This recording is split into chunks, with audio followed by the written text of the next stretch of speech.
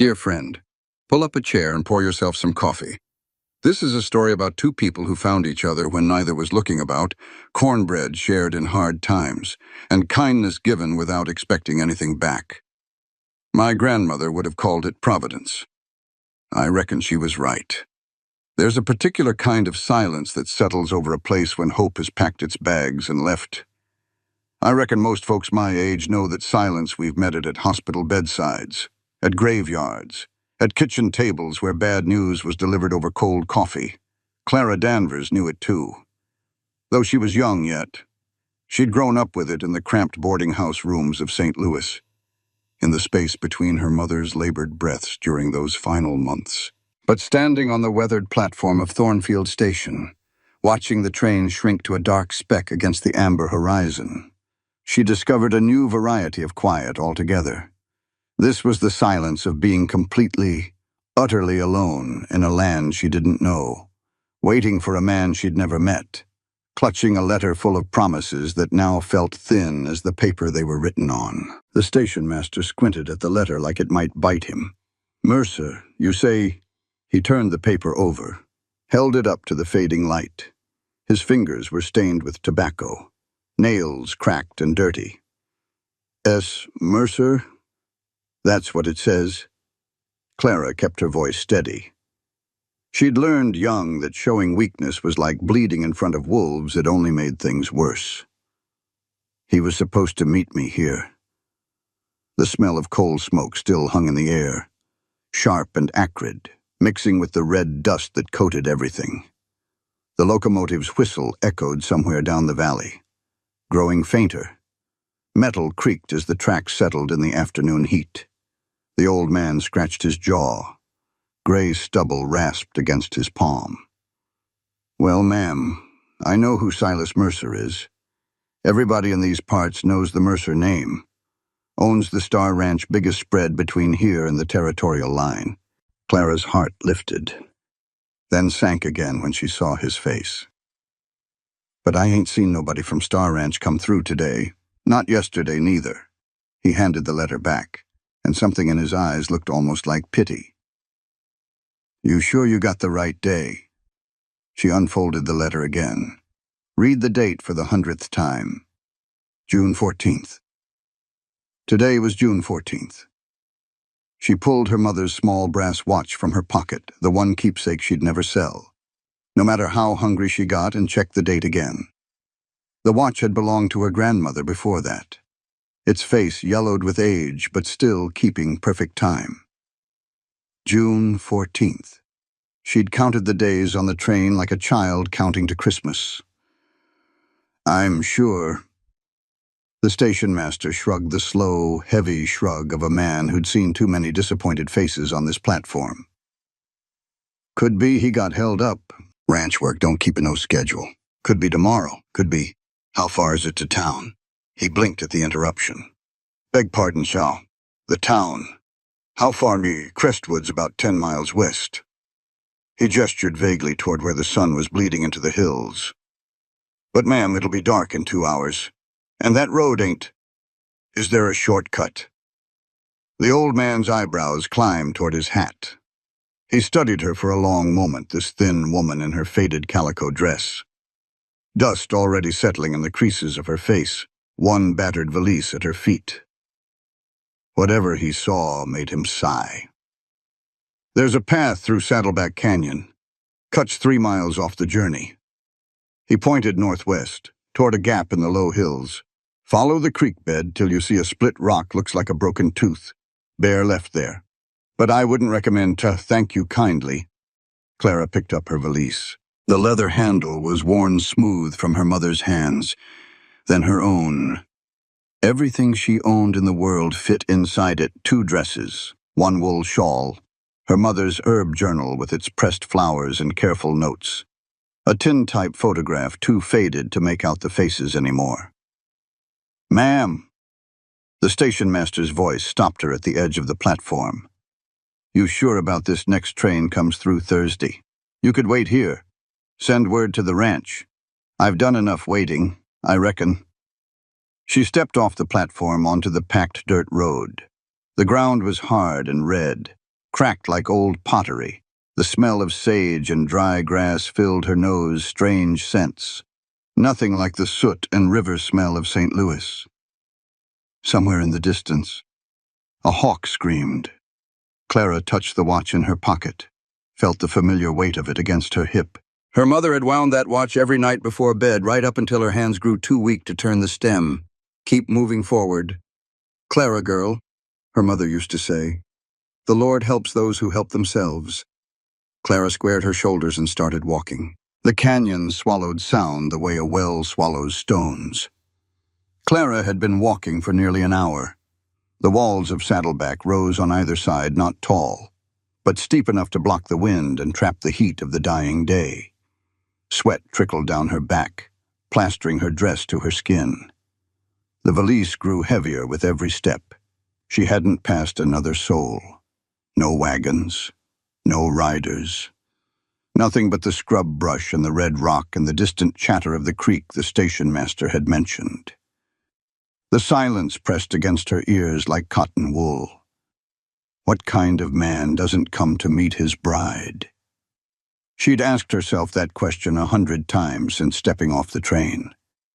The letter had been so careful, so precise. She'd read it until she could recite it from memory. Dear Miss Danvers, I am a man of few words and fewer graces, but I am honest, and I will be good to you. The West is hard country, but there is beauty here if you know where to look. I have land, a sturdy house, and need of a companion. If you are willing to take a chance on a stranger, I will meet you at Thornfield Station on June 14th. Respectfully yours, S. Mercer. 47 words. She'd staked her whole life on 47 words. Foolish girl, whispered a voice that sounded like her mother but sharper, meaner, the voice of fever and pain. What did you expect? Clara stopped walking, pressed her palm against the canyon wall to steady herself. The rock was warm from the sun, rough against her skin. She could feel her heartbeat in her fingertips. She closed her eyes, drew a breath, let it out slow. I'm not foolish, she told the voice. I'm brave. There's a difference. She opened her eyes and kept walking. The horse appeared around the bend like a ghost. Clara froze. Her hand tightened on the valise handle, not that it would do much good as a weapon. But a body had to hold on to something. But there was no rider. The horse, a tall chestnut with a white blaze on its forehead, stood in the middle of the path, reins trailing in the dust. It watched her with large, liquid eyes, ears pricked forward. Dried foam crusted its neck. Wherever it had come from, it had been running hard. Easy, Clara murmured, stepping closer. Easy, now. The horse snorted, but didn't bolt. Its flank twitched when she reached for the reins. That's when she saw the blood. Dark stains on the saddle, smeared along the horse's right side. Too much to be from a scratch or a scrape. Clara's stomach dropped. She followed the trail of disturbed earth with her eyes, the scuff marks in the dust, the displaced stones. They led around a tumble of boulders toward a section of the canyon wall where fresh rockfall had spilled across the path. Walk away, said the sensible voice in her head. Get on the horse, ride to town, find help. But her mother's voice, the real one, the kind one, said something different. When you see someone in need, Clara girl, you don't walk past. That's not who we are. Her feet were already moving. The rocks were the color of dried blood in the fading light. Some were small as fists, others large as barrels. They'd come down from the canyon rim recently. She could see the fresh scar on the wall above, pale against the weathered red. She climbed over the first boulder, then the second, and stopped. A hand jutted out from beneath a slab of granite. Fingers curled toward the sky, motionless. A man's hand, broad palm, calloused fingers, A simple silver ring on the third finger. Clara dropped her valise. She scrambled over the remaining rocks, heedless of the sharp edges tearing at her dress. The man lay on his side, half buried under the slide. His face was turned away from her, but she could see the rise and fall of his chest, shallow, labored, but there, alive. He was alive. Mr. She knelt beside him, hands hovering uselessly. Mister, can you hear me? No response. His hat had fallen somewhere in the slide, dark hair matted with blood and dust, a deep gash across his forehead, still seeping. His left leg was pinned under a rock too heavy for her to move alone. Clara sat back on her heels, looked at the fading sky, painted in shades of orange and purple, looked at the unconscious stranger. The sensible choice was still to ride for help. Leave him here, find the town, bring back men with tools and horses. But the blood was still flowing from that gash, and the sun was nearly gone. And she remembered what her mother had taught her about head wounds, how the cold crept in fast once the body started giving up. Clara closed her eyes for just a moment. Lord, she prayed silently. I don't know if I'm doing the right thing, but I can't leave him here to die. Please give me strength. She opened her eyes. She rolled up her sleeves.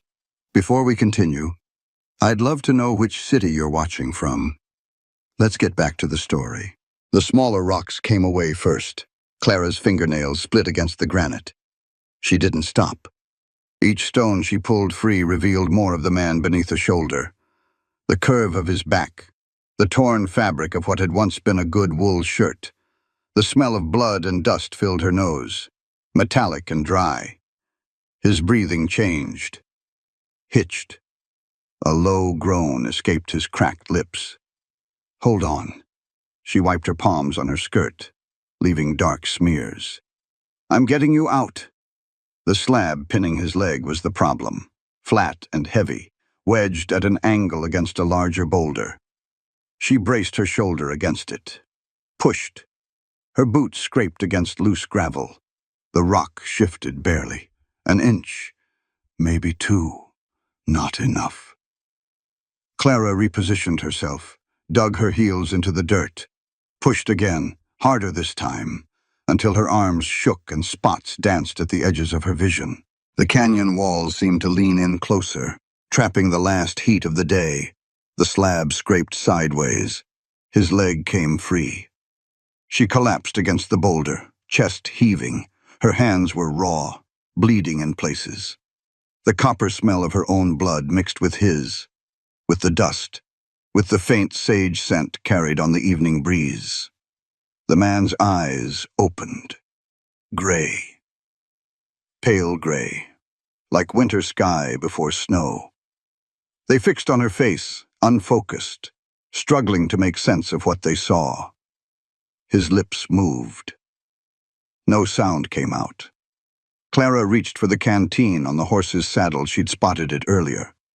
Battered leather worn smooth with use.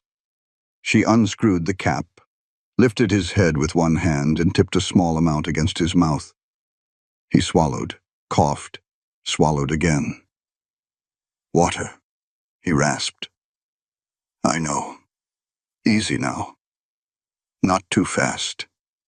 His eyes drifted shut, opened again, fixed on her with something approaching clarity. Who? Another cough, wet and rattling. Who are you? Doesn't matter right now. She examined his leg in the dying light, swollen, already purpling at the ankle. But the bone hadn't broken through the skin. Small mercies. The gash on his forehead was worse than she'd thought, deep enough to show white beneath the red. It needed cleaning, stitching. Things she couldn't do here in the failing dark. There's a cabin. His voice was barely a whisper now. Half-mile. Follow the creek. Then his eyes rolled back, and he went limp in her arms. Clara looked at the horse, looked at the unconscious stranger. looked at the last sliver of sun vanishing behind the canyon rim. Half a mile, in the dark, with a man twice her weight who might not live till morning. Getting him onto the horse nearly broke her. Clara hooked her arms under his shoulders, pulled. His boots dragged furrows in the dirt, leaving dark trails in the fading light. Dead weight, that's what folks called it. And now she understood why. Every muscle in her back screamed. Her knees buckled twice before she managed to prop him against a boulder. The horse stood patient, watching with those liquid eyes. Its breath came warm against Clara's cheek, smelling of grass and dust. "Come on now." Clara grabbed the man's belt with one hand, his shirt collar with the other. "You got to help me. Just a little." Something flickered across his face. Consciousness. Maybe. Or just pain. His good leg moved, found the stirrup. Clara shoved from below, teeth gritted, arms burning, and somehow she would never quite remember how he ended up draped across the saddle like a sack of grain. She took the reins and started walking. One step, then another. The creek bed stretched ahead, pale stones glowing faintly in the last purple light of evening. Half a mile. He'd said half a mile. The night sounds began: crickets chirping in the brush, an owl calling somewhere up the canyon, the soft rush of water over rocks. Clara kept her eyes on the ground, watching for roots and holes that might trip her in the darkness. "Please," she prayed silently, "please let me find this cabin." The cabin appeared between one blink and the next. Or maybe Clara had simply stopped seeing anything beyond the horse's hooves. The rhythm of placing one foot in front of the other. Her arms ached from holding the reins. Her throat was raw with thirst. But there it was, a dark shape hunched against the hillside, barely visible against the trees. The creek gurgled past its western wall, black water catching fragments of starlight. No smoke from the chimney, no light in the windows. Abandoned, just as he'd said. Clara pushed open the door. The hinges shrieked a sound that set her teeth on edge. The smell hit her first old wood, mouse droppings, something musty and closed in. Beneath that, the faint char of a long-dead fire, cold ash and creosote. She fumbled along the mantel, fingers brushing rough wood and dust until they found a candle stub, matches beside it, the box damp but not ruined. The match head scraped, flared. The flames sputtered to life, throwing shadows across the single room.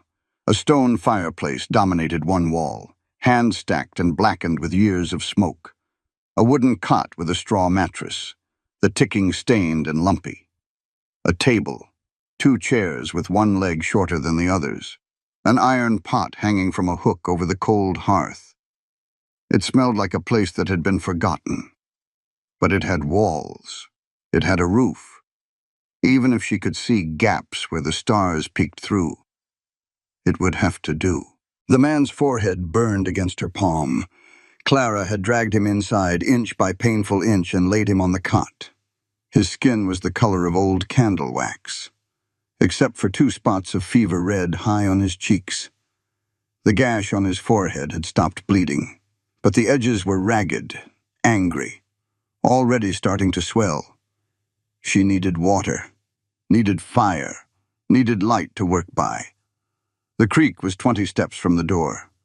Clara found the dented copper pot, carried it to the water's edge. The creek ran cold and clear, numbing her fingers as she filled the pot. She carried it back, water sloshing against her skirt, and set it by the hearth, kindling first. She found dry sticks stacked beside the fireplace left by whoever had lived here last, months or years ago, crumpled leaves for tinder. The match caught on the second try, and flame crawled up through the kindling, crackling and popping as it found the larger wood.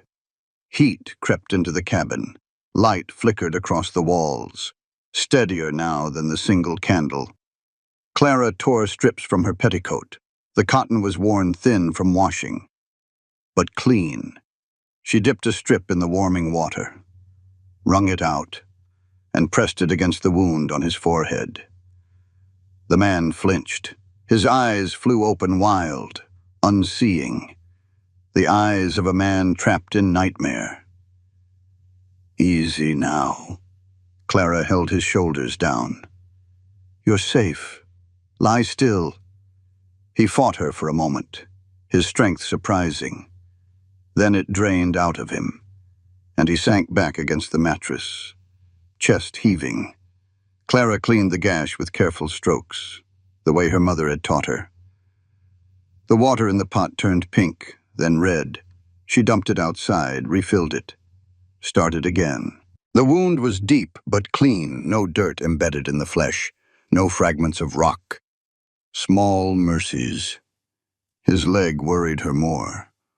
The ankle had swollen to twice its normal size, the skin stretched tight and shiny.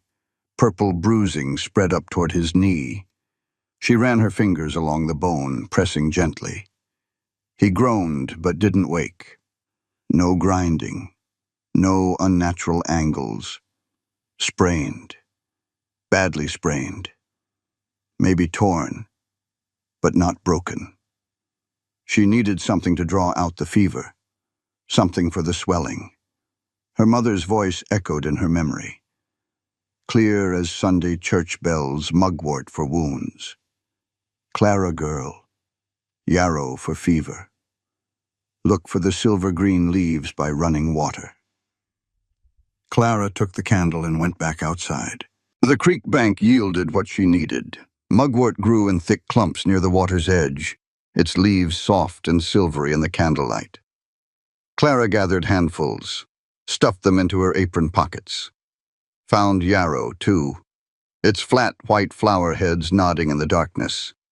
Back inside, she searched the cabin until she found a wooden bowl. Cracked, but serviceable. A smooth river stone served as a pestle. She crushed the mugwort leaves until they released their sharp, bitter smell, the smell of her mother's kitchen, of childhood, of being safe and cared for. The man hadn't moved. His breathing came fast and shallow now. Sweat beaded on his upper lip, his temples. Clara packed the poultice against his forehead, bound it with another strip of petticoat. Then she turned to his leg, wrapped the crushed yarrow around the ankle, tied it firm, but not too tight. She heated more water, poured some into a tin cup she'd found on the shelf, added a few yarrow leaves, let them steep until the water turned pale gold. Here. She lifted his head, held the cup to his lips. Drink this. It'll help with the fever. He swallowed without opening his eyes. Once, twice. The warm liquid ran down his chin, but some of it went down his throat. Clara eased him back onto the pillow, a rolled-up blanket. Musty and moth-eaten, but better than nothing.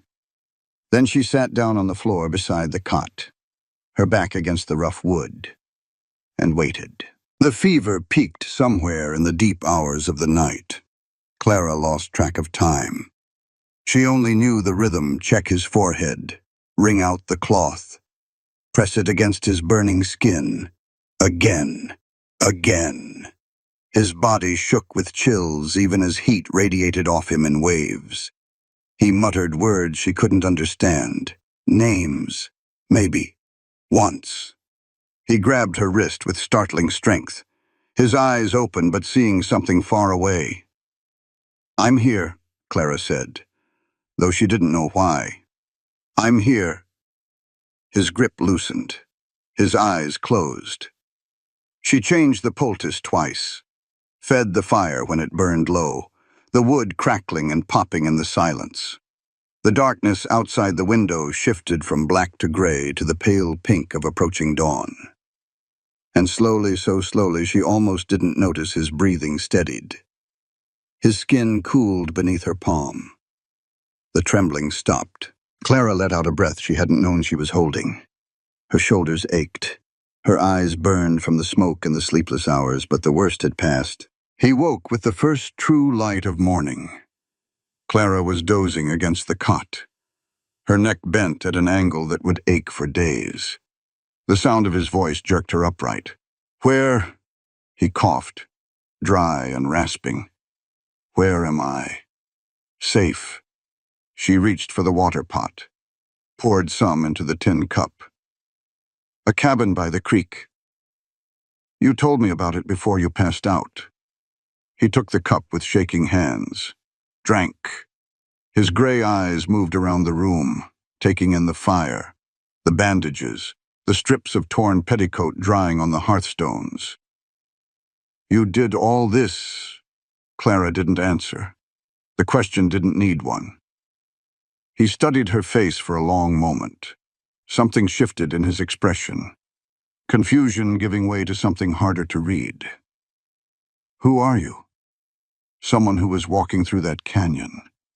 She took the empty cup from his hands. "Your turn." "Who are you?" The pause lasted a beat too long. "Eli," he said finally. "Name's Eli." Clara watched his eyes when he said it, watched the way they slid sideways, just for a heartbeat, before meeting hers again.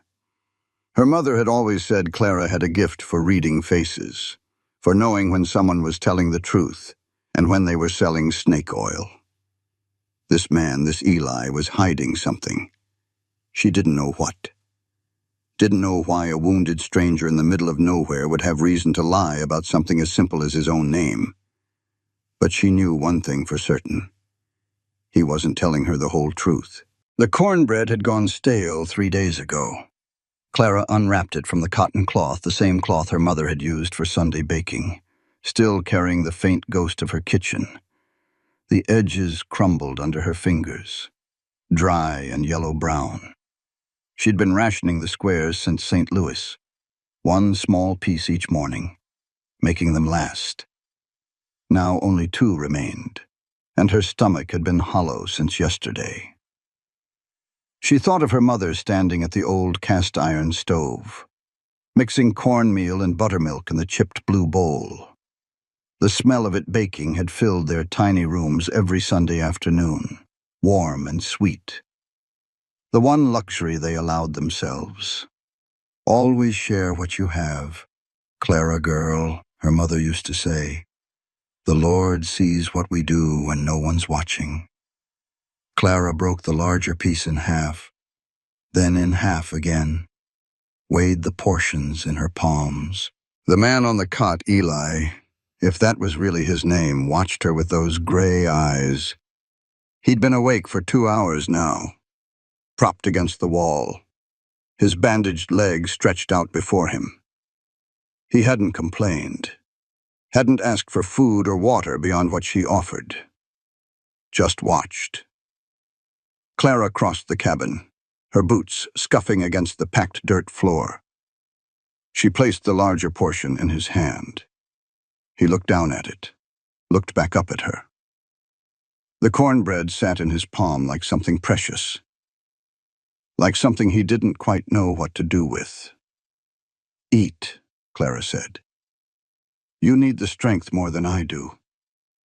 "What about you?" "I've got mine." She returned to her spot by the fire, settled onto the floor with her back against the warm hearthstones. The cornbread was dry in her mouth, crumbly. The sweetness faded to almost nothing. She chewed anyway, slowly, making it last. Each swallow landed in her empty stomach like a pebble in a dry well. The silence stretched between them, filled only by the crackle of the fire and the distant murmur of the creek. A mockingbird called outside, its song bright and insistent through the gaps in the cabin walls. Eli ate slowly, methodically. When he finished, he brushed the crumbs from his fingers and fixed his eyes on her face. "You were walking through that canyon alone." Not a question. Clara nodded anyway. "Where were you headed?" She reached into her valise, pulled out the cloth bag of dried apples. 6 left. She counted them twice to make certain, then divided them 3 and 3. "Crestwood," she said.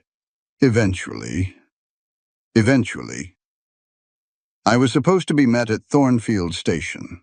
She crossed to the cot, dropped 3 apples into his palm. The dried fruit was brown and wrinkled, but still good. No one came. Eli turned the apples over in his hand. His jaw tightened, just slightly. Met by who? A man named Mercer. Clara returned to her spot by the fire, bit into an apple.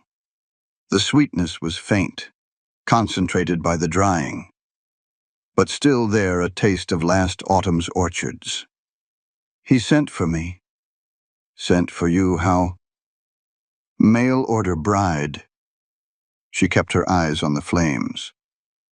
I answered an advertisement in a St. Louis paper. He wrote back. 3 letters, then a train ticket. The apple turned dry in her mouth. She forced herself to swallow. And he didn't come. No. The fire popped. Sparks spiraled up toward the chimney, orange and gold against the dark stone. Clara watched them rise and die. The station master said this Mercer owns the biggest ranch in these parts, she said. Star Ranch. He called it, you know it. Something changed in Eli's face. A tightening around the eyes, a stillness that hadn't been there before. I've heard of it. Then you know more than I do. Clara bit into another apple. Chewed, swallowed. All I know is 47 words in a letter. Turns out that wasn't much to stake a life on. The afternoon sun slanted through the cabin's single window, thick with dust motes that danced like tiny stars. Clara had changed his bandages twice. The wound on his forehead was closing well, no redness spreading outward, no smell of sickness. His ankle remained swollen, but the bruising had shifted from deep purple to yellow-green at the edges. Healing, slowly but surely. She worked in silence, her hands moving through the familiar motions. Crush the herbs, mix the poultice, clean the wound, wrap it fresh. Eli watched. It should have made her uneasy, those gray eyes following her every movement. But something in his watching felt different from the men she'd known in St. Louis, the boarders who'd let their gazes linger too long, the foreman at the laundry who'd stood too close. Eli watched the way her hands moved, the way she crushed the herbs, the way she checked his pulse against the rhythm of her own heartbeat. He watched like he was trying to figure something out. Where did you learn all that? His voice broke the silence, rough from disuse. Learn what?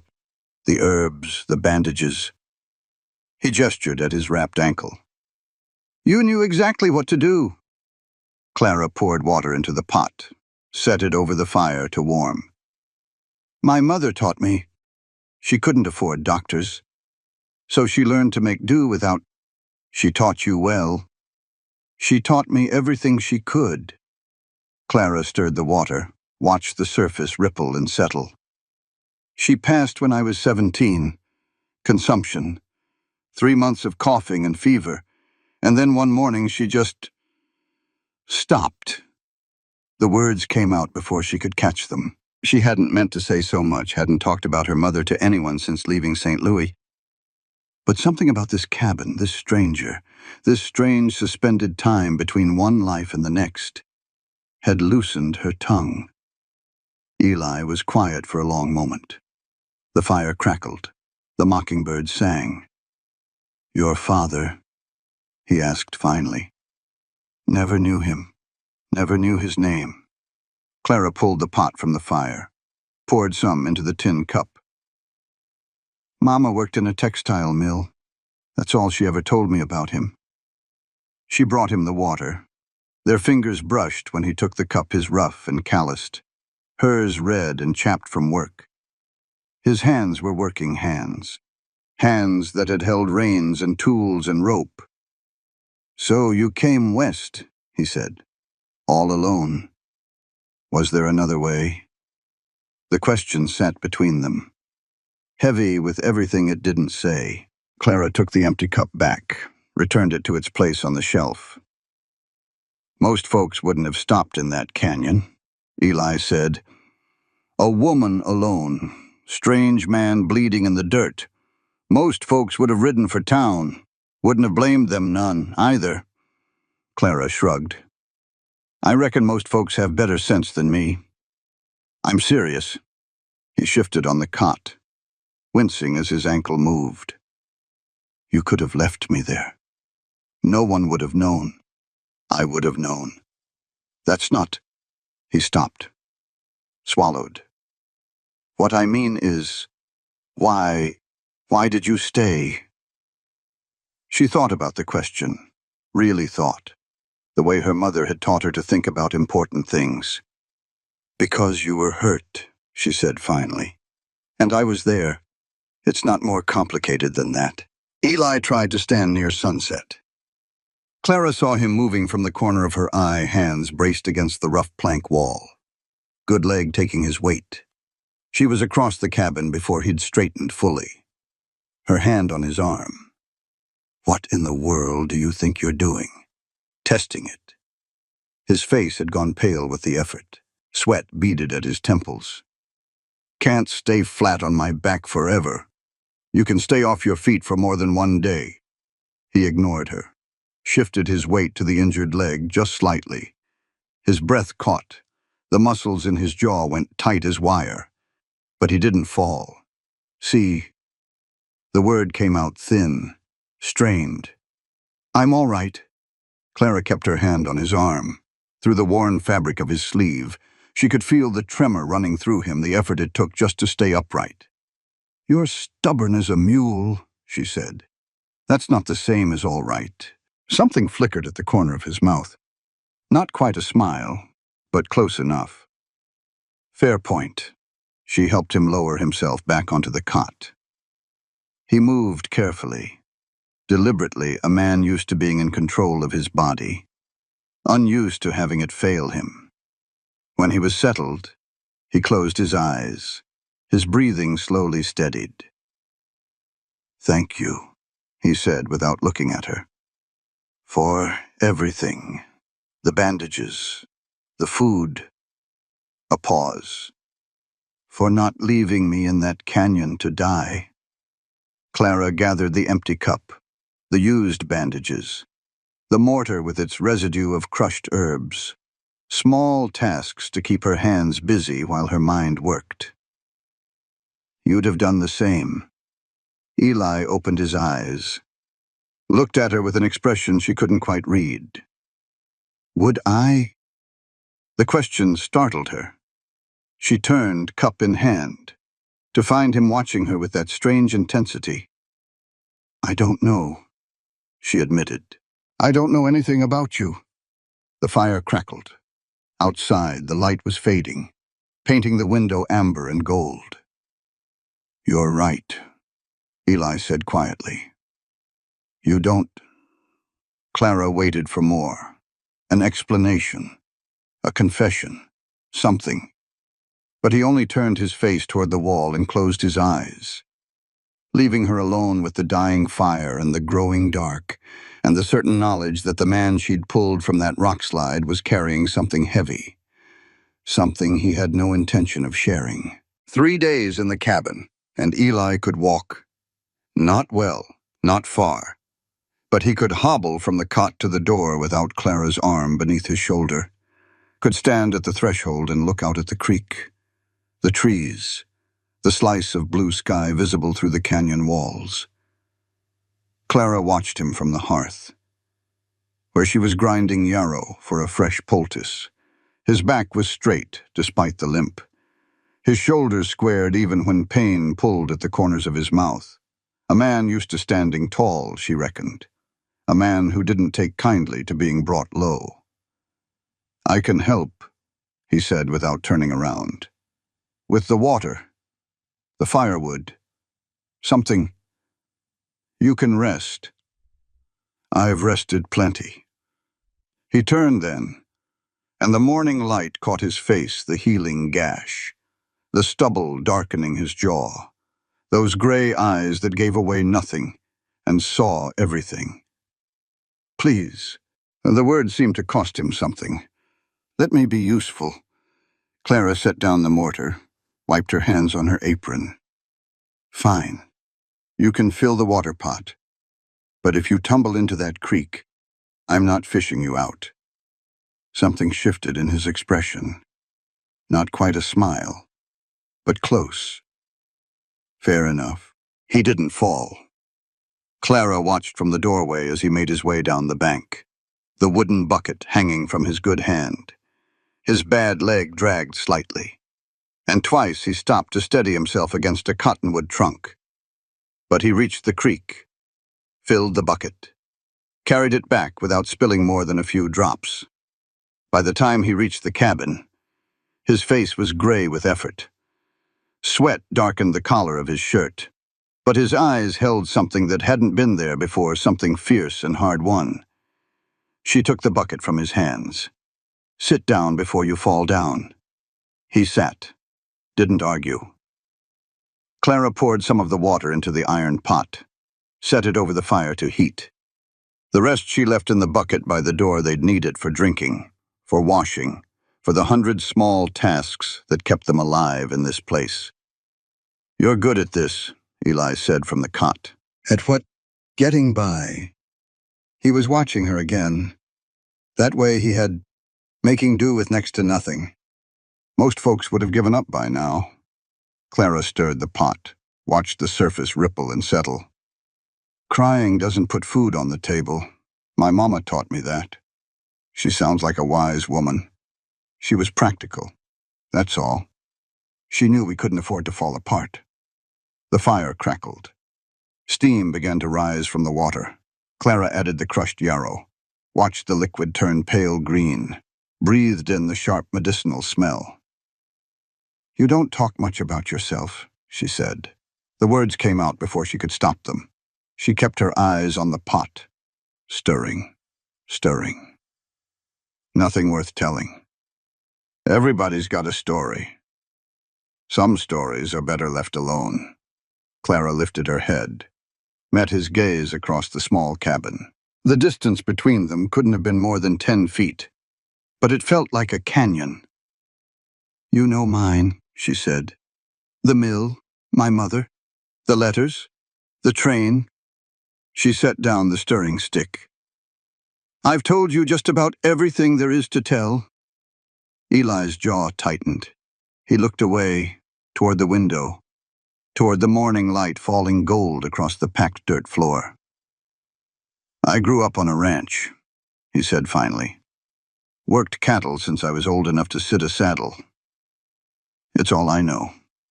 That's not a story. That's a sentence." His eyes came back to hers. Something moved in their depths, irritation. Maybe. Or something deeper, something that looked almost like guilt. "What do you want from me, Clara?" The question hung in the dusty air. Clara thought about it, really thought, the way her mother had taught her. "Nothing," she said at last. "I don't want anything from you." She turned back to the fire, lifted the pot, poured the warm yarrow water into a clean cloth. She could feel his eyes on her back as she crossed to the cot, knelt beside him, began unwrapping the bandage on his ankle. "What did you want from him?" Eli's voice was quiet. "The man who sent for you. This Mercer fellow." Clara's hand stilled on the bandage. "A roof over my head, 4 walls, a place where I belonged. That's all. What else would there be?" She peeled away the last layer of cloth. The swelling had gone down considerable. The bruising was fading to yellow at the edges, the angry purple giving way to something gentler. Another few days, and he'd be walking proper. Another few days, and he'd leave. "Most women want more than that," Eli said. "Security, comfort, money." Clara pressed the warm cloth against his ankle. He flinched but didn't pull away. "Most women have choices." She wrapped the fresh bandage with practiced hands, the motions automatic after so many days. "I had a boarding house room I couldn't pay for, and a job at a laundry that barely kept me fed. When you're drowning, you don't ask whether the rope's made of silk or hemp. You grab hold and hang on. She tied off the bandage, sat back on her heels. Eli was watching her with that strange look again, like she was something he couldn't quite figure out. And if the man who threw you that rope turned out to be different than you expected. Clara stood, gathered the soiled bandages. Then I'd deal with that when it happened. Night fell slow over the canyon. The light didn't fade so much as thicken, turning gold to amber to gray to black. Clara fed the fire, checked Eli's bandages one last time, then settled into her spot on the floor near the hearth. The blanket she'd claimed was thin and moth-eaten, smelling of dust and old wool, but it was better than nothing, and exhaustion had long since stopped being particular about comfort. She curled onto her side, tucked the blanket beneath her chin, and closed her eyes. Sleep came in pieces, scraps of dreams she couldn't hold on to her mother's face, the rattle of train wheels, red dust rising in clouds beneath a copper sky. She drifted up and down, aware of the fire's crackle, the creek's endless murmur, the soft rhythm of Eli's breathing from the cot. And then, in the deep middle of the night, she woke. Something had changed. The quality of the silence, maybe, or a shift in the air. Crickets sang outside, loud and constant. An owl called somewhere up the canyon, a low, mournful sound. The cabin walls creaked as they settled, old wood talking to itself in the darkness. Clara lay still, her eyes adjusting to the dark. Moonlight streamed through the cracks in the wall, painting pale stripes across the floor. And in that light, she could see Eli. He was sitting up on the cot, his back against the wall, his eyes open and fixed on something she couldn't see. His hands were clasped in his lap, knuckles white. And even in the dimness, she could see the tension in his shoulders, the way he held himself like a man carrying something too heavy to set down. Clara watched him through her lashes, keeping her breathing slow and even, pretending sleep, wondering what kept him awake when the rest of the world had gone quiet. His lips moved. She couldn't hear the words, barely a whisper, meant for no one but himself. But she caught fragments, shapes of sound in the darkness. Should have told her. Can't. She doesn't know. His head turned. Toward her. Clara held her breath, kept her eyes nearly closed, prayed the moonlight wasn't bright enough to give her away. Eli looked at her for a long moment. The fire had burned down to embers, casting his face in shadow and faint red glow. She couldn't read his expression, couldn't tell whether he knew she was awake. Then he turned away, faced the wall. His shoulders rose and fell with a breath that might have been a sigh, or might have been something closer to surrender. Clara waited until his breathing changed, until she was sure he'd finally drifted into sleep. Then she opened her eyes fully, stared at the ceiling where moonlight made patterns through the gaps, and turned the question over and over in her mind. She doesn't know. Know what? What was this man hiding? What burden was he carrying that kept him awake in the small hours, whispering confessions to the empty air, and when the truth finally came out as truth always did? Sooner or later, which side of it would she find herself standing on? 5 days, and the cabin had started to feel like something close to home. Clara knew where the floorboards creaked, the spot near the door, the loose plank by the hearth. She knew which corner of the fireplace drew the best draft, how the morning light fell through the window in a golden slant that reached the cot by mid-morning. She knew the sound of Eli's breathing when he slept slow and deep, like water moving over stones, and the different sound when he was awake, but pretending not to be. Small things. the kind that accumulated without asking permission. She was sorting herbs at the table when Eli pushed himself up from the cot and actually walked, without the wall to lean on to the cabin door. "I need some air," he said, not asking, stating. Clara set down the yarrow stems. "Your ankle is fine."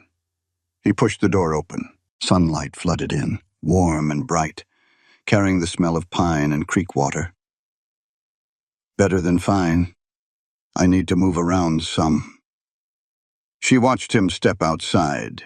His gait was still uneven, favoring the bad leg, but the limp had faded to barely a hitch in his stride. A week ago, she'd worried he might never walk right again. Bodies were peculiar things, fragile and stubborn in equal measure. Clara wiped her hands on her apron, gathered the herbs into a cloth bundle, and followed him out. The creek caught the midday sun and scattered it into 1,000 bright pieces. Eli stood at the water's edge, his face tilted up toward the sky. His eyes were closed, and for a moment he looked almost peaceful. The hard lines of his face softened, the tension gone from his shoulders. A meadowlark sang somewhere in the brush, its song bright and complicated. The water rushed past, cold and clear, tumbling over smooth stones worn round by years of flowing. Then he heard her footsteps on the gravel and turned, and whatever she'd seen slipped away behind his usual careful expression. "Show me," he said. Clara stopped a few feet away. "Show you what—" "The plants." He gestured toward the creek bank, where wild growth tangled green and silver in the sunlight. "The ones you've been using on me. I'd like to learn." She studied his face, looking for mockery. Found none. Just that strange intensity he carried with him everywhere, focused now entirely on her. "Why?" "Because you saved my life with them." He met her eyes straight on. "Seems like something worth knowing." Clara considered saying no, considered retreating to the cabin, to the safe distance she'd been keeping these past days. But his eyes held genuine curiosity, the kind she rarely saw in men, and she'd spent too many years being overlooked to turn away someone who actually wanted to listen. "All right," she said, "but pay attention. I don't intend to repeat myself." She taught him the way her mother had taught her hands in the dirt, names and uses braided together like thread. "Mugwort." Clara pulled a stem, held it up so he could see the silvery underside of the leaves. They felt soft between her fingers, almost fuzzy, releasing their sharp green smell at her touch. "Good for wounds and infections. You crush it into a paste with a little water. The smell tells you when it's ready bitter, like medicine ought to be." Eli took the stem from her hand. Their fingers brushed, brief and warm. He turned the plant over, studying it with the same careful attention he gave everything. "How do you know it's mugwort and not something that'll make things worse?" "The leaves." Clara knelt beside another clump, pointed to the distinctive shape. Damp earth soaked through her skirt at the knees, cool and rich-smelling. "See how they're cut, almost like feathers. And that silver-green color underneath. Nothing else around here looks quite like it." He knelt beside her. His shoulder was close to hers, close enough that she could feel the warmth coming off him. Smell the wood smoke and sweat and something underneath that was just him. Clara stood up quick, moved to the next plant. "Yarrow." She kept her voice steady. "The white flowers. There. Good for fever, for bringing down swelling. You can steep it in hot water for tea, or wrap the leaves straight on the skin." Eli followed her, slower, his ankle protesting the uneven ground. But he didn't complain, just watched and listened, and asked questions that showed he was truly hearing what she said. "What about that one?" He pointed to a low-growing plant near the water's edge, its leaves broad and deep green, catching the light. "Dock." Clara crouched down, her reflection wavering in the creek beside her. The water was so clear she could see the pebbles on the bottom, brown and gold and gray. Good for rashes, insect bites, that sort of thing. The root's the useful part, you have to dig for it.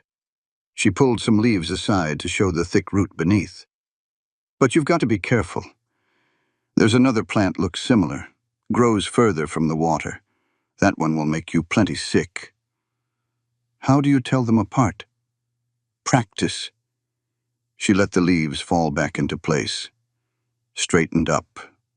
Her knees ached from crouching. A reminder she wasn't as young as she used to be, though she wasn't old yet either. My mama made me learn every plant in the woods behind our place, tested me till I could name them with my eyes closed. Eli was quiet for a spell. When he spoke again, his voice had gone soft. She sounds like a good woman. Your mother? Clara's throat tightened.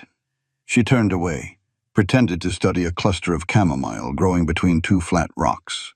The little white flowers nodded in the breeze, cheerful and innocent. She was practical, Clara said. That's what kept us alive. They worked their way along the creek bank, Clara pointing out plants, Eli listening and learning.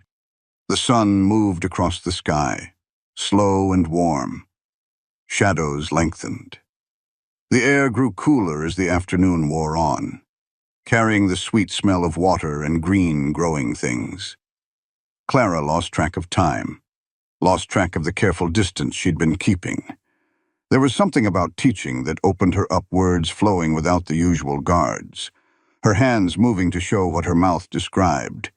And Eli listened, really listened, not the way men usually did, half their attention somewhere else, just waiting for their chance to talk. He took in every word, asked questions that proved he understood, stored each piece of information away like it mattered, like she mattered. The thought caught her off guard. She stumbled on a root, and Eli's hand shot out to catch her elbow warm and strong, steadying her before she could fall. Careful there. Clara pulled away. Too quick. She saw something cross his face, surprise, maybe, or something that might have been hurt before he covered it over. Thank you kindly. The words came out stiff. I'm fine. They stood there, the creek singing between them, the afternoon light turning everything to gold. Clara could still feel where his hand had been, warm against her arm. We should head back, she said, before dark. Eli nodded, but he didn't move, just stood there, watching her with those gray eyes that seemed to see more than she wanted to show. Clara. Her name in his mouth did something strange to her chest, something she hadn't felt in a long time. She waited. When I'm healed up, he said. When I can walk proper again. He paused, swallowed. I'll have to go. She'd known it was coming. Had been bracing herself for it since that first morning he'd woken up in the cabin. But hearing him say it out loud, hearing the words in the warm afternoon air, made something twist beneath her ribs. I know. She kept her voice flat. Careful. You've got your own life to get back to. Yes. The word dropped between them like a stone into still water. Clara turned toward the cabin, took one step, two. What about you? Eli's voice stopped her. Where will you go? She didn't turn around. Couldn't. Crestwood. I reckon. Find work there. A laundry. Maybe. Or a boarding house. There's always work for women who aren't afraid of hard labor. By yourself. That's how I got here. That's how I'll leave. Silence. The creek rushed on, heedless of them both. A fish jumped somewhere downstream, a silver flash and a splash. It doesn't have to be that way. Eli's voice was barely louder than the water. Alone. I mean, Clara's breath caught. She turned slowly, found him watching her with something raw and unguarded written plain across his face. "What are you saying?" He opened his mouth, closed it again. The openness vanished, so fast she almost thought she'd imagined it, replaced by his usual careful blankness. Nothing. He looked away, toward the cabin. "Never mind. Forget I said anything." But Clara couldn't forget. Couldn't unknow the way he'd looked at her in that unguarded moment, like she was something worth having, something worth keeping. She walked back to the cabin without another word, her thoughts churning like the creek over its stones. At the door, she paused, turned. "Eli," he looked up from where he'd stopped by the woodpile. "That man who sent for me. Mercer." Clara's voice held steady, but her hands trembled where they gripped her apron. "The station master said he's the wealthiest man in the territory. Hundreds of acres, thousands of head of cattle." Eli's face went still as pond water. "Why are you telling me this?" "Because you asked what I wanted from him." Clara met his eyes, held them. "I told you a roof, walls, somewhere to belong. I didn't know he was rich when I answered that advertisement. Didn't find out till I stepped off that train and the station master told me." She watched his face for something, anything. Found nothing but that careful emptiness. "Why does that matter?" "Because I want you to understand." Clara turned away, pushed the cabin door open. "Whoever ends up taking me in it won't be for money. It'll be for this." She gestured at the cabin, the creek, the herbs drying on the table inside. "For somebody who sees me, not what they can get from me." She stepped inside, letting the door swing shut behind her, in the golden light of late afternoon. She heard Eli draw a sharp breath, heard him whisper something too quiet to make out something that sounded almost like a name that wasn't Eli. The storm came without warning. One moment, the evening sky was streaked with purple and gold, the air still and warm. The next, black clouds swallowed the canyon rim whole, and the air turned thick and charged, the kind of heaviness that pressed against Clara's ears and made the hair on her arms stand up. "Get inside!" Eli was already moving toward the door, his eyes on the sky. Now. They barely crossed the threshold before the first drops fell, fat and heavy, striking the roof like flung gravel. Then the sky split open, and water came down in sheets so thick Clara couldn't see the creek anymore. She stood at the window, watching the world disappear. Lightning cracked across the darkness, illuminating the canyon in frozen white flashes. The creek was rising. She could hear it even over the rain. The roar of water finding new paths, swallowing the banks where she'd knelt just hours ago teaching Eli about Yarrow and Doc. The roof began to leak almost at once. First one drip, then another, then a steady stream in the corner near the cot, water running down the wall like tears. Clara grabbed the bucket, positioned it beneath the worst of the flow. Water splashed against wood, a hollow drumming beneath the thunder. "Over here." Eli was dragging the cot toward the far wall where the roof seemed more solid, his bad ankle forgotten in the urgency. The cot leg caught on a raised board. He yanked. His foot slipped in the spreading puddle. He went down hard, knee cracking against the floor. Clara was beside him in 2 steps. "Let me—" "I've got it." He pushed himself up, face tight, and hauled the cot the rest of the way. Water was running in from 3 places now, maybe 4. The packed dirt floor was turning to mud, dark and slick, sucking at their boots. They worked without speaking. Clara gathered what she could save: the blankets, her valise, the precious herbs she'd spent days collecting. Eli wrestled the table away from a growing pool, stacked their remaining food on the highest shelf he could reach. His hands were shaking. Hers were too. Another leak opened in the roof. Then another. By midnight, the cabin had become a swamp. The corner near the hearth was the only spot still dry barely, a space maybe 4 feet square, pressed against the warm stones. Clara and Eli huddled there, backs to the wall. The single moth-eaten blanket stretched across both their shoulders. The fire had died when water found its way down the chimney, turning the coals to hissing black nothing. And now the darkness was complete, except when lightning split the sky. Clara's teeth chattered. Her dress was soaked from the waist down, heavy and cold against her legs, plastered to her skin. The smell of wet wool and mud filled her nose and beneath it, the sour smell of her own unwashed body. A week without a proper bath. A week in the same clothes. She'd stopped noticing it until now.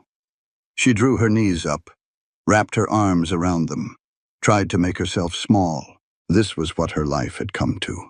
Crouching in a leaking shack in the middle of nowhere, covered in mud and creek water, shivering beside a man she didn't really know. No money, no prospects, no one in the world who knew or cared whether she lived or died.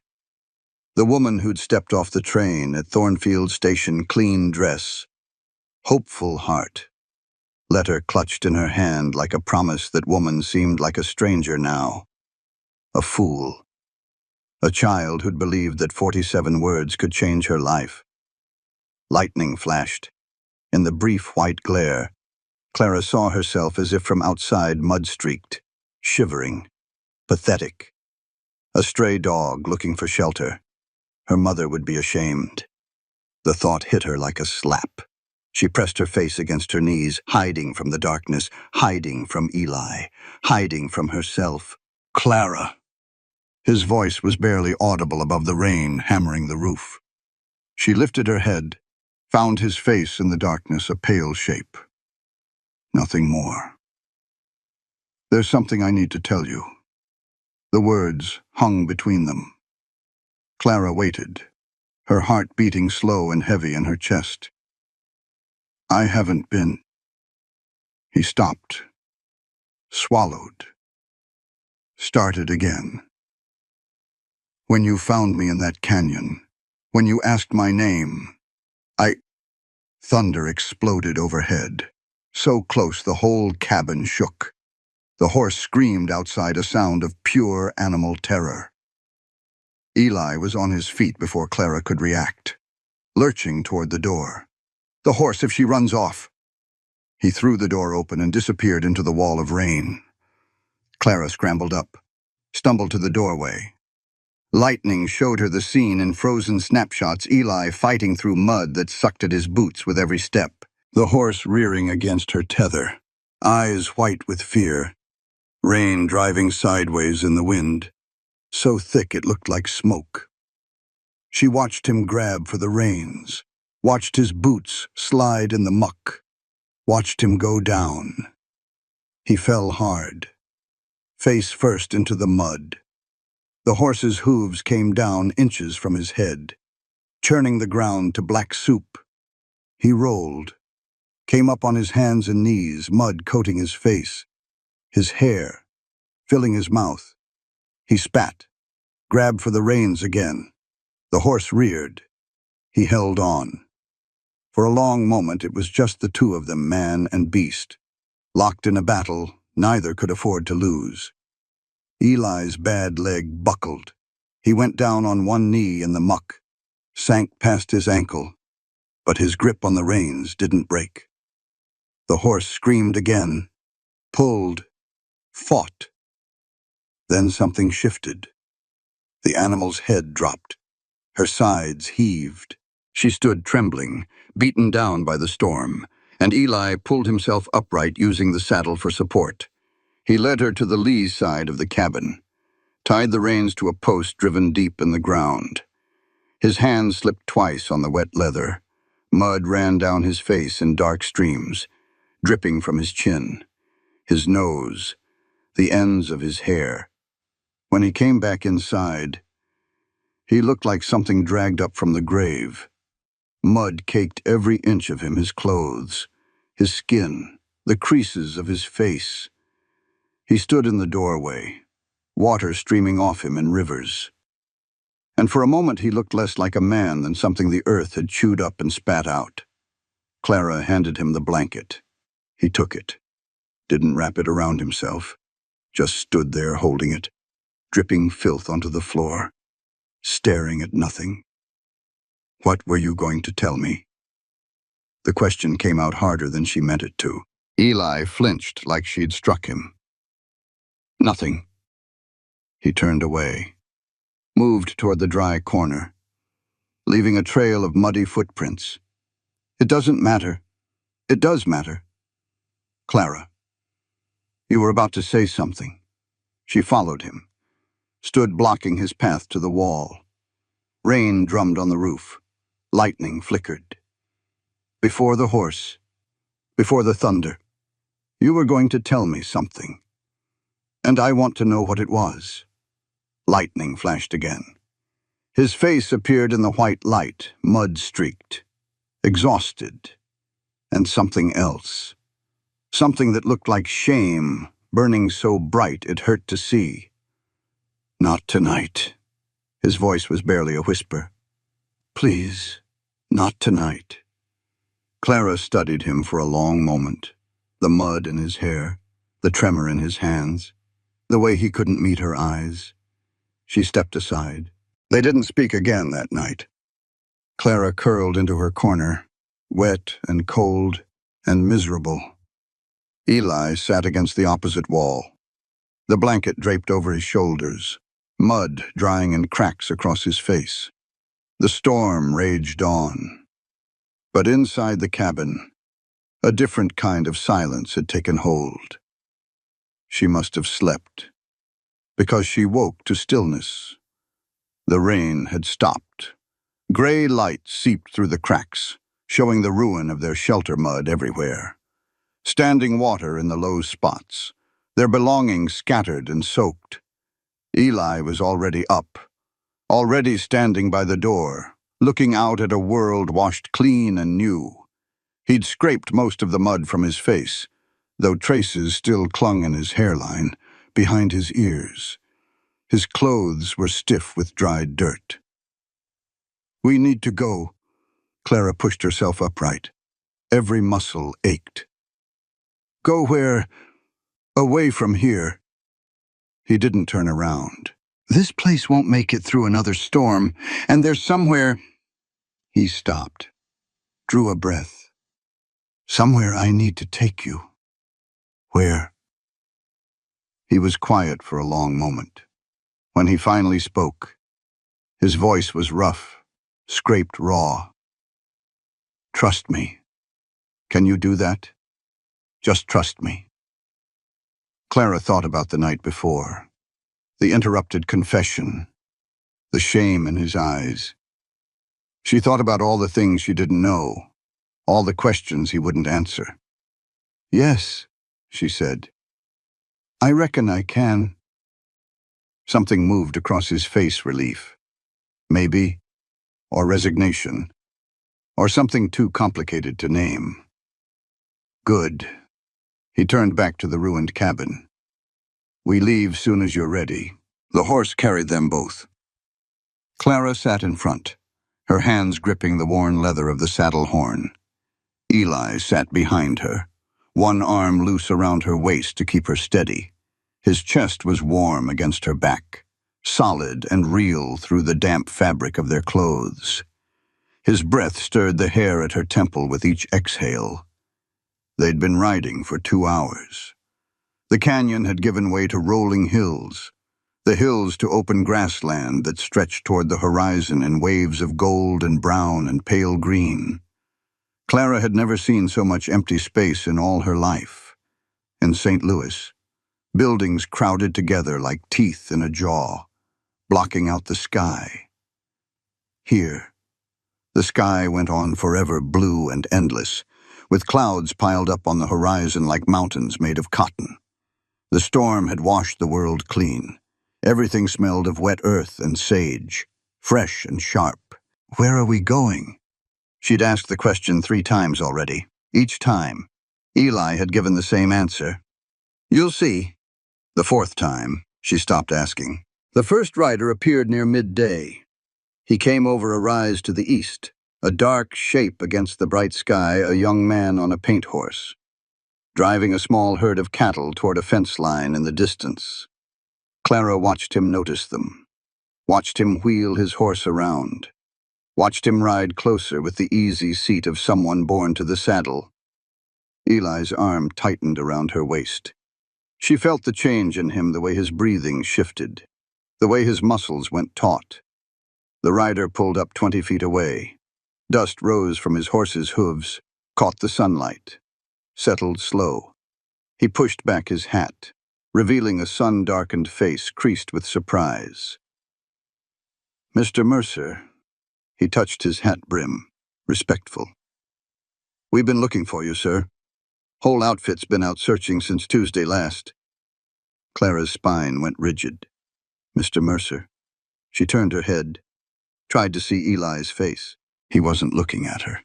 His jaw was set hard, his eyes fixed on the rider. "I'm fine, Tom. Had some trouble in the canyon. This woman here found me. Took care of me." The rider. Tom glanced at Clara. Curiosity flickered in his eyes. There and gone, quickly hidden behind the blank face of a man who knew better than to ask questions of his betters. "Yes, sir. Should I ride ahead? Let Mr. Dawson know you're coming in." "Do that." Tom touched his hat again, wheeled his horse, and took off at a gallop toward the horizon. Clara waited until he was gone, swallowed by the golden grass. "Mr. Mercer." The name fell between them flat and hard. Eli said nothing. His arm stayed around her waist, but it felt different now. Heavier. "That's what he called you. Mr. Mercer." Still nothing. Clara faced forward again, stared at the grassland stretching out before them, the distant line of fence posts, the smudge of buildings on the horizon that hadn't been there an hour ago. "You're going to explain," she said. Her voice came out steady, cold. "When we get wherever we're going, you're going to explain everything." "Yes." His voice was barely more than a breath against her hair. "I will." They passed 3 more riders before reaching the gate. Each one stopped. Each one touched his hat. Each one called him Mr. Mercer, or simply Sir, with the kind of deference that couldn't be learned or faked, the deference of men who depended on another man for their livelihood. Clara felt their eyes on her, curious, questioning, but nobody asked who she was. Nobody said a word beyond their greeting and their assurance that they were glad to see him safe. The buildings grew larger as they approached. What she'd taken for a single structure from far off turned out to be many a main house with a wraparound porch, a long bunkhouse with smoke rising from its chimney, a barn bigger than any building Clara had ever seen, stables, corrals, outbuildings she couldn't name, all of it spread across the landscape like a small town unto itself. And then she saw the gate. Massive posts of weathered oak, silver gray with age, with a crossbeam high overhead. Mounted on that crossbeam was a star 5 points, wrought iron, black against the blue sky. Star Ranch. Clara's hands went numb on the saddle horn. She could hear her own heartbeat, feel it pounding against her ribs, but everything else seemed very far away, like watching herself from a great distance, like a dream she couldn't wake from. The gate stood open. Beyond it, a packed dirt road led toward the main house 2 stories tall, white-painted rails along the porch, lace curtains in the windows. Smoke rose from the chimney. Red geraniums bloomed in boxes beneath the windows, bright as drops of blood. A home. A real home. The kind Clara had dreamed about in her narrow boarding house bed, back when she still let herself dream. The kind she'd imagined when she read and reread those 47 words. The horse stopped just inside the gate. An old man came running from the barn, white hair flying beneath a battered hat, weathered face creased deep by sun and wind, bow-legged gait of someone who'd spent 60 years in the saddle. He was shouting something, words Clara couldn't quite make sense of, and then he was at the horse's side, looking up at Eli with tears cutting tracks through the dust on his cheeks. "Mr. Silas, sweet mercy. We thought you was dead. Found your hat in that canyon. All that blood on the rock's been searching high and low for a week now." Silas. The name hit Clara like a bucket of cold water. She turned, looked at the man behind her, really looked, the way she should have looked from the very first day. His face had gone pale beneath the sunburn and the healing cuts. His jaw was clenched so tight she could see the muscle jumping beneath the skin. And his eyes, those gray eyes that had watched her so careful for a week now, were fixed on her face with something that looked like a man waiting for the axe to fall. Silas. The word came out wrong. Crooked. Not Eli. He didn't deny it. Silas Mercer. Her voice grew stronger, harder. Mercer. The man who wrote me those letters. The man who was supposed to meet me at the station. The old man, the foreman, she reckoned went quiet. His eyes moved between them, relief giving way to confusion. "Ma'am." Clara ignored him. She was sliding down from the horse now, her legs unsteady beneath her, her hands shaking as she gripped the saddle to keep from falling. Her boots hit the packed dirt. The ground felt too solid, too real. "You knew." She faced Silas, still mounted, still looking down at her with that terrible expression. "From the very beginning, you knew who I was." "Yes." One word. No excuse, no explanation. "You let me think." Her voice cracked. She swallowed, started again. "You let me tell you everything. My mother, the letters, why I came west, all of it. And the whole time, you knew." "Yes." The foreman had backed away, was gesturing urgent to someone near the barn. Hands were gathering, faces appearing in doorways and around corners, drawn by the commotion. Clara didn't care. Didn't care who heard, who saw, who knew. "I saved your life." The words scraped out of her throat like broken glass. "I pulled you out of that canyon. I sat up all night when you were burning with fever. I gave you half my food when I was starving myself. And you—" She stopped. Couldn't go on. The anger was choking her, rising up from somewhere deep. And underneath it was something worse, something that felt like grief. Silas swung down from the horse, slowly, carefully. His bad ankle nearly gave way when his boots hit the ground, but he caught himself on the saddle, straightened, faced her. "I'm sorry." Sorry. The word tasted like ashes on her tongue. "You're sorry. There's nothing I can say that will make this right." His voice was quiet, steady. The voice of a man who had made his choice and was prepared to face the consequences. "I lied to you. I tested you. I let you believe I was somebody I wasn't, because I wanted to know what?" He met her eyes, held them. "Whether you were real." He gestured at the house, the barn, the land stretching out in every direction, thousands of acres, thousands of cattle, a fortune in grass and water and sky. "Whether you were different from the others, whether you came out here looking for me, or looking for all this."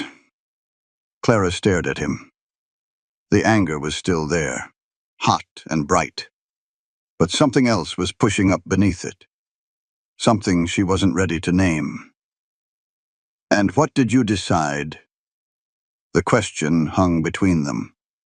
All around, the ranch had gone quiet hands, stopping their work. Faces turning toward the two figures standing in the shadow of the iron star. Silas's throat worked. He swallowed once, twice. You gave me half your cornbread when you thought I didn't have a dime to my name. His voice had dropped so low she had to strain to hear it. You taught me about plants like I was worth teaching. You sat with me through that storm when you could have stayed warm by what was left of the fire. He took a step toward her. She didn't back away. You asked me once what I wanted from the man who sent for you. I've thought about that question every single day since. He stopped. His hands hung at his sides, empty and open. And the answer is you deserve better. Better than a man who lies. Better than a man who tests people because he's too scared to trust them. Clara stood still as stone. The wind caught a loose strand of her hair, blew it across her face. She didn't brush it away. So you're sending me off? No. The word came out sharp, almost desperate. I'm telling you the truth. Finally. All of it. And then I'm asking you to choose. Choose what? Silas turned, pointed toward the house. That room on the second floor. The one with the windows facing east, where the morning light comes in first. I had it fixed up for you. For my bride. He paused. Drew a breath that shook on the way in. There's dresses in the wardrobe. Books on the shelves. Everything I could think of that a woman might want. He turned back to face her. It's yours if you want it. The room, the ranch, everything I have. But only if you want it. Only if you can find it in you to forgive a fool and a coward. The foreman had disappeared. The hands had drifted away, finding sudden pressing business elsewhere. It was just the two of them now, standing in the shadow of the iron star. The late afternoon sun painting everything gold and amber. Clara looked at the house, looked at the man, looked at the choice he was putting in her hands. I need time, she said finally. Time to think. Something flickered across Silas's face. Relief, fear, hope, all tangled together, impossible to separate. Take as long as you need. It might be a good while. I'll wait. Clara walked toward the house, her boots crunching on the packed dirt. At the porch steps, she stopped, turned back. Silas. He looked up. Those letters you wrote me. Those 47 words. She held his gaze, searching for the truth of him. Were any of them real? He didn't hesitate. Every last one. Clara studied his face for a long moment. Then she climbed the steps, crossed the porch, and disappeared through the door. The room smelled of lavender and lemon oil. Clara stood in the doorway, unable to move. The bed was made up with a white quilt, hand-stitched in a pattern of interlocking wedding rings, the same pattern her grandmother had sewn. Back in a time Clara could barely remember. A wardrobe of dark oak stood against one wall, its doors slightly open to show the edges of fabric inside calico, gingham, something that might have been blue silk. A washstand held a porcelain basin painted with tiny roses. A rocking chair sat by the window, positioned to catch the morning light. He'd prepared all of this for her, for a woman he'd never met. Mrs. Patterson, a sturdy woman with iron-gray hair pulled back tight and kind eyes set deep in a weathered face, had led her up the stairs without a word, had opened the door, stepped aside, and left Clara to face it alone. The floorboards creaked beneath her feet as she crossed to the window. The glass was wavy with age, distorting the view. But she could see the land rolling away toward the horizon, fences, cattle moving in slow clusters across the grass, the glint of water where a creek wound through the pasture. His land, his cattle, his creek, his lie. Clara pressed her forehead against the cool glass and closed her eyes. What did she want? The question had followed her all the way from St. Louis. She'd told herself she wanted safety, a roof, walls, a place where she belonged. But standing in this room prepared for a woman who hadn't existed yet. A bride Silas Mercer had dreamed into being. She understood that she'd been lying to herself too. She wanted to matter, to someone, to anyone. And for 10 days in a leaking cabin, she had... The knock came an hour later. Clara had washed her face in the porcelain basin, the water cool and clean, smelling faintly of roses from the soap left beside it. She'd combed the tangles from her hair with a silver-backed brush she'd found on the dresser. Changed into one of the dresses from the wardrobe, a simple blue cotton. Nothing fancy, but clean and whole in ways her own clothes hadn't been in weeks. She looked at herself in the mirror above the washstand. The face looking back was thinner than she remembered, older. But the eyes were the same her mother's eyes, dark and steady. Come in.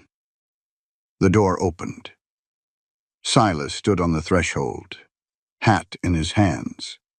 Still wearing the mud-stained clothes from the road, he'd washed his face and hands, but dirt still clung in the creases of his neck, beneath his fingernails.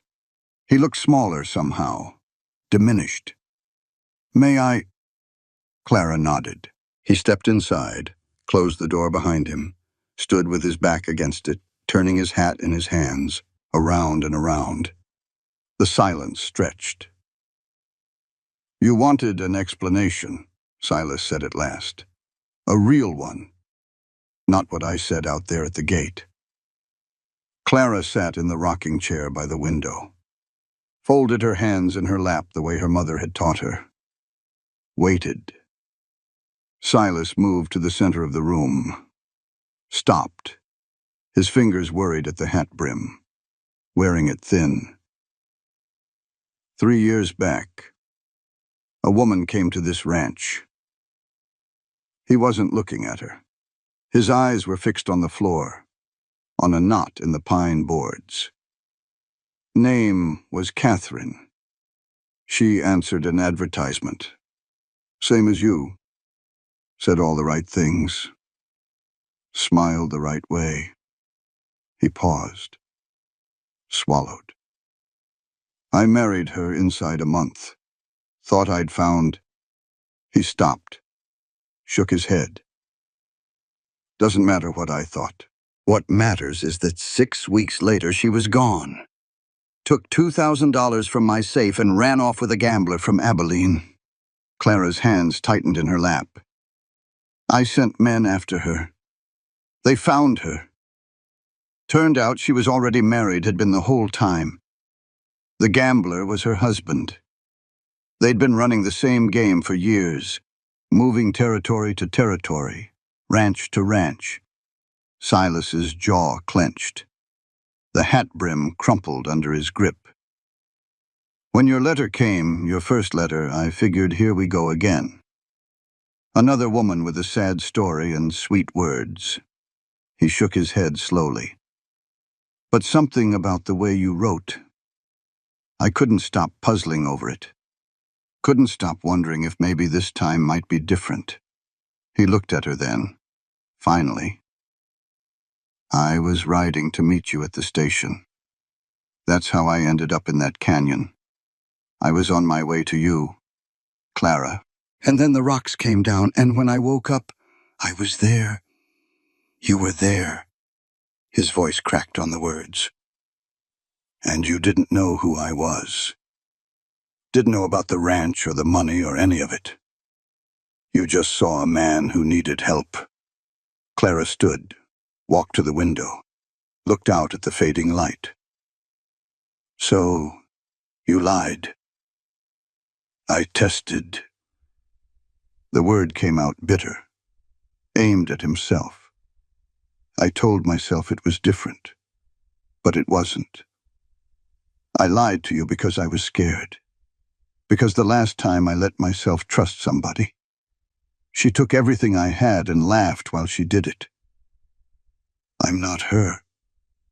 I know that.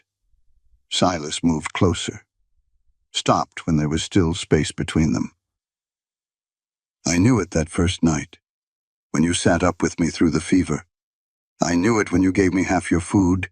I knew it every single day. But I couldn't. His voice broke. Clara turned, saw the tears he was fighting to hold back, the way his whole body trembled with the effort of keeping himself upright. I couldn't make myself tell you, because as long as I didn't say the words, I could keep pretending. Pretending you might still choose me when you found out. Pretending I hadn't already ruined everything. The silence that followed was different from before. Softer, somehow. The anger was still there in Clara's chest. She could feel it, coiled tight beneath her ribs, but something else was rising alongside it. Understanding, or the beginning of it. You should have told me, she said quietly. That first morning, when you woke up and saw me. I know. You should have trusted me. I know. I don't know if I can forgive you. Silas nodded. His cheeks were wet now, tears cutting tracks through what remained of the dust. I know that too. Clara looked at him, really looked. At the lines around his eyes, deeper than they'd been a week ago.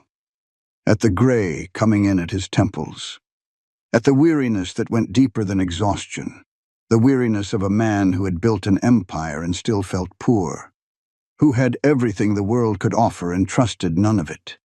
A man who was terrified she would walk away. The cornbread, she said. He blinked. Ma'am. In the cabin, when I broke it in half and gave you the bigger piece. Clara's voice was steady now, certain. You looked at it like nobody had ever given you anything before. Silas's throat moved. He didn't speak. That's when I knew something wasn't right. Not wrong with you, wrong with your life. Something had happened to make you forget what simple kindness looked like. She crossed to him, stopped an arm's length away. I came out here looking for a roof and 4 walls. That's what I told myself. But that's not why I stayed in that canyon. Not why I carried you to the cabin, or sat up through the fever, or taught you about plants down by the creek. Then why? The question was barely more than a breath. Clara reached out, took the ruined hat from his hands, set it on the bed, because you needed somebody, and I was there. The porch faced west. Clara sat in a wooden chair, watching the sun sink toward the horizon. The sky had turned to watercolors, orange and pink and purple. Colors she'd never seen in St. Louis, where smoke and soot dulled everything to gray. A meadowlark sang somewhere in the grass, its evening song clear and sweet. Silas stood a few feet away, leaning against a post. He hadn't spoken since they'd come downstairs. Neither had she. The silence wasn't heavy anymore. It was the silence of 2 people learning each other's rhythms, figuring out how to share space. I lied to you, Silas said finally. Yes. I don't have any words that can make it right. No. The sun touched the horizon. Golden light spilled across the grassland, painting the world in shades of honey and amber. Somewhere in the barn, a horse nickered. A cowbell clanked in the distance, peaceful and familiar. I need time, Clara said, to figure out whether I can trust you, to sort out what I want. Silas nodded. However long you need. It might be weeks, might be months. I'll wait. Clara looked at him, at the lines of his face, softened by the dying light, at the hope he was trying so hard to keep hidden. That room upstairs, the one you fixed up. Yes, You said it has everything a woman could want. Everything I could think of. Clara turned back to the sunset. The colors were deepening now, orange fading to rose, pink darkening to purple. It doesn't have the most important thing. Silas went still. What's that? Trust. Clara's voice was quiet but firm. That's the one thing you can't buy or build or set out pretty on a shelf. It has to be earned. She stood, walked to the porch rail, rested her hands on the smooth wood, still warm from the day's sun. But I'm willing to give it a chance to grow. She looked over her shoulder at him. If you are. Silas straightened, took a step toward her, stopped. I am. 2 words. 47 had brought her here. 2 might be enough to make her stay. Clara turned back to the sunset. The last sliver of sun dipped below the horizon, and the sky began its slow turn toward night. A single star appeared in the east, the first star of evening, bright and steady. Starlight. Star bright, she thought, and almost smiled at the memory. Her mother, standing at the window of their tiny room, teaching Clara the old rhyme. Behind her, she heard Silas move to the rail, felt him stand beside her close, but not touching. They watched the stars come out together, one by one, scattered across the darkening sky like seeds waiting to grow. Clara thought about her mother, about providence and second chances, about cornbread shared in hard times, and kindness given without expecting anything in return. She thought about 47 words on a yellowed piece of paper, and a man who'd written them meaning every one. Not forgiven. Not yet. Maybe not for a good while yet. But here, both of them, choosing to stay. And for now, for tonight, that was enough. The end. I wrote this story thinking about my grandmother. She used to say that the truest measure of a person shows itself when nobody's watching, when there's nothing to gain. When the only witness is your own conscience and the good Lord above. Clara gave half her cornbread to a stranger she believed had nothing. Silas learned that the treasure he'd been hunting for had nothing to do with land or cattle or money in a safe. Maybe that's what we're all looking for, when you get right down to it. Somebody who sees us for who we really are and stays anyway. If you found something familiar in these pages, something that reminded you of your own road toward trust and belonging, then this story did its work. Thank you kindly for walking this path with me. Disclaimer. This story is inspired by classic Western tales of the American frontier and was created solely for entertainment purposes. The narrative does not condone, encourage, or promote any form of violence or harmful behavior. All characters, names, locations, and events depicted herein are products of the author's imagination. Any resemblance to actual persons, living or deceased, or to actual events is purely coincidental and entirely unintentional.